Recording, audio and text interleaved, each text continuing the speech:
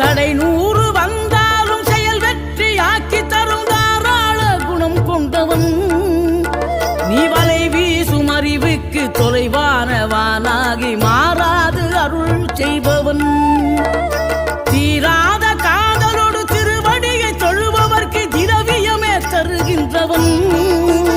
நீதாராள உள்ளமோடு தவக்கோலம் கொண்டு பெறும் தார்மீக பொருள் தந்தவன் தார்மீக பொருள் தந்தவன் ஆறுபடை வீடும் அருள் வழங்கும் முருகா அருகே நீ ஓடோடிவா மூவிரண்டு முகம் ஜொலிக்க 2 கரங்களுடன் ஆதரவு தரவோ